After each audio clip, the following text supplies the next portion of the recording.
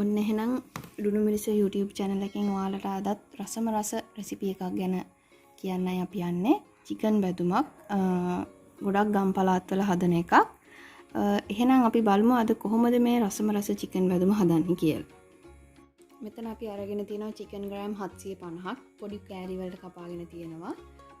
ලුණු, මිරිස් කුඩු, කෑලි මිරිස්, ගම් මිරිස්, කරපිංචා, රතු ලුණු. අපි දැන් බලමු අපේ චිකන් බැදුම හදාගන්නේ කොහොමද කියලා. ටිකක් ලොකු ප්ලාස්ටික් භාජනයක් හරි වීදුරු භාජනයක් හරි අරගෙන චිකන් ටික මුලින්ම සීසන් කරගමු.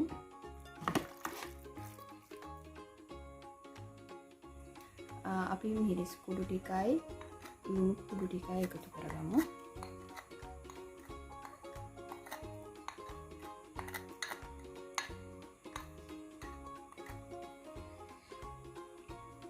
නම් මේකට කහ කුඩු ටිකක් එකතු කරගන්න පුළුවන්.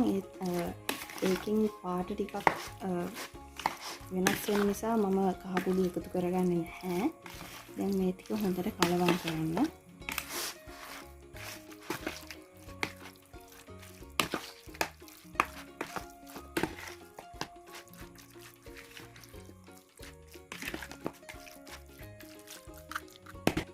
මම මගේ මස් ටික ලුණුයි මිරිස් කුඩු එක කලවම් කරගෙන තියෙන්නේ. මේක අපි විනාඩි 10ක් විතර සීසන් වෙන්න තියන්න ඕන. අපි දැන් මේක විනාඩි 10ක් විතර සීසන් වෙන්න තියලා හදාගන්න හැටි බලමු. විනාඩි 10කට පස්සේ අපි මේක බැද ගන්න හදන්නේ.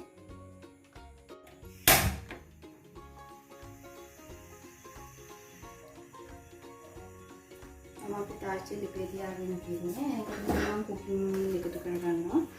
ඔයාලා තෙල් එකතු කරනම ඉතාමත් පොඩ්ඩක් තෙල් එකතු කරගන්න. මොකද අපේ චිකන් ෆැට් එක මේකට එකතු වෙනවා.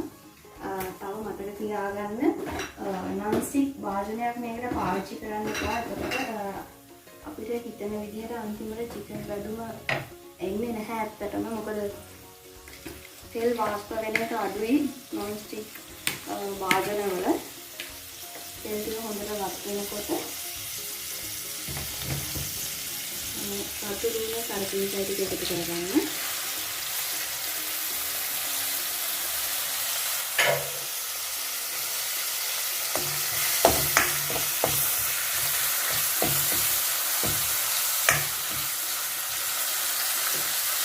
දන්නා කරපිංචා වැඩිනකොට හරි සුවඳක් එනවා.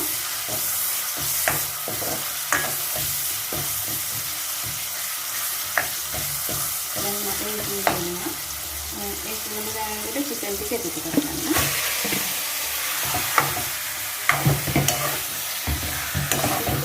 චිකන් එක හොඳට යෑමෙන් කලවම් කරගන්න.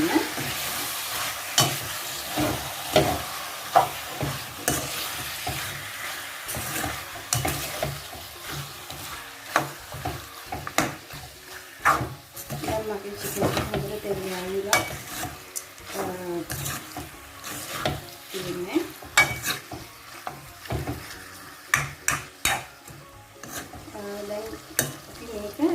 ටික වෙලාවක් වහගෙන තැම්බෙන්න දෙන්න ඕන. මේ වගේ ලිඩ් එකක් පාවිච්චි කරන්න. නැත්නම් වතුර ගොඩක් එකතු වෙනවා. මෙතන තියෙන මේකෙන් වතුර වාෂ්ප වෙලා යනවා ගොඩක්. ඒක නිසා අපේ චිකන් බැදුමේ රස අඩු වෙන්නේ නැහැ. අපේ චිකන් ටික තැම්බෙනකන් ගින්දර අඩුවෙන් තියාගන්න. මද ගින්දරෙන් තමයි චිකන් ටික තම්බ ගන්න ඕන.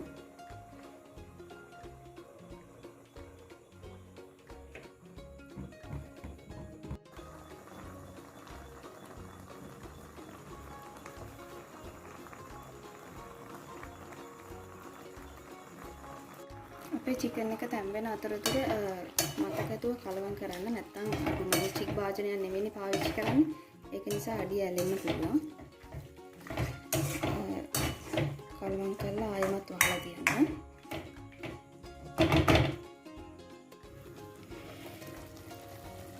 විනාඩි 5කට විතර පස්සේ අපේ චිකන් එක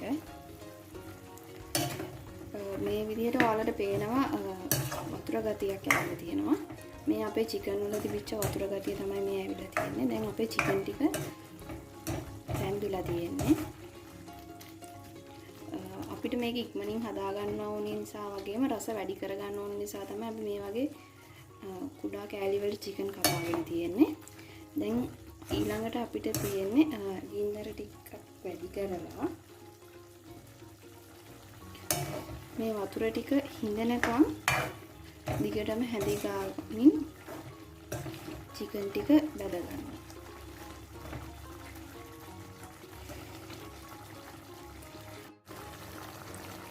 තව ඔයාලා මතක තියාගන්න අපි මේකට පාවිච්චි කරේ රතු ලුණු. බී ලුණු ඇත්තටම පාවිච්චි කරන්න එපා. එතකොට අපේ චිකන් බදුම ගොඩක් රස වෙන්නේ නැහැ.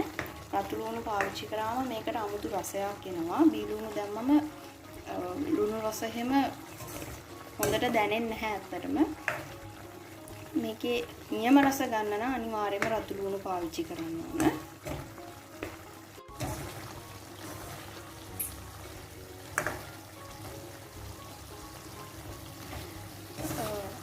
අපේ මේ චිකන් බැදුම අපිට ගොඩක් සැරට ඕනි නම් අපිට පුළුවන් නයි මිරිස් වගේ මිරිස් జాතියක් එකතු කරගන්න. ඒකෙන් 아무තු සුවඳක් වගේම රසයකුත් එනවා.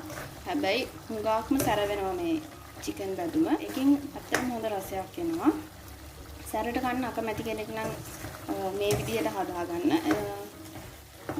අපිට තවත් මේකේ සැර වැඩි කරගන්න පුළුවන් ගම්මිරිස් දාන ප්‍රමාණය. අපි මේකට අනිවාර්යෙන් ගම්මිරිස් දානවා. දාන ප්‍රමාණය අඩු වැඩි කරගන්න සැර එහා මෙහා කරගන්න අපිට පුළුවන්. දැන් චිකන් එකේ තිබිච්ච වතුර ගතිය අඩු වෙලා තියෙන්නේ. දැන් අපි අපේ කෑලි මිරිස් ටිකයි ගම්මිරිස් කුඩු ටිකයි එකතු කරගන්න යන්නේ.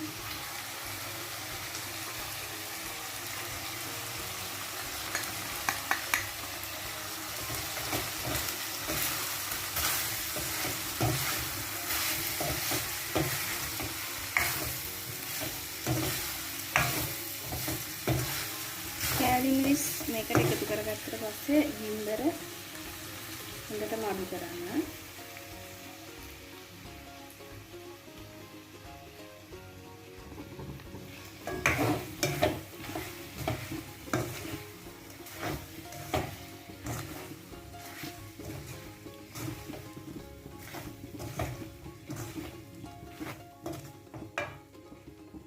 ඔයාලට බලා ගන්න පුළුවන් මේ තාච්චියේ අඩියේ තෙල් ගතිය නැහැ පොඩ්ඩක්වත්. මේ තියෙන තෙල් සේරම වාෂ්ප වෙනකම් අපි බැදුම ලිපේ තියන්න ඕන. දැන් අපි කෑලි මිරිස් දැම්මට පස්සේ අපේ මස් එක ලිපෙන් බා ගන්නකම් හැඳි ගන්න මතක තියාගන්න. නැත්නම් අපේ මිරිස් ටික සේරම තාච්චියේ අඩියට අල්ලනවා. ඒකෙන් මස් බැදුමේ රස ඇත්තටම නැති වෙනවා.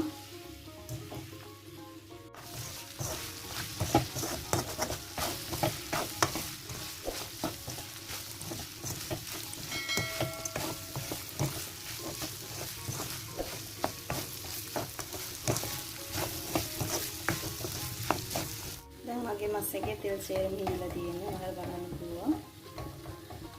දැන් මම මේක ලිපේ ඕෆ් කරලා විනාඩි 5ක් විතර නිවෙන්න තියෙනවා. මේ තියෙන අපේ චිකන් බැදුම විනාඩි 5ක් විතර පස්සේ දැන් මේක ටිකක් නිවලා තියෙන්නේ. දැන් අපිට මේක සර්ව් කරන්න පුළුවන්. මේ තියෙන අපි සාදානෙම කරගත්ත චිකන් බැදුම. මේකෙන් හොඳ සුවඳක් එනවා. ඇත්තටම කටට කෙලවුනනවා එන සුවඳට. එහෙනම් තවත් රස කෑමවල රෙසිපීස් දැනගන්න අපේ ලුණු මිරිස YouTube channel එක subscribe කරන්න. ගිහින් එන්නම්. bye.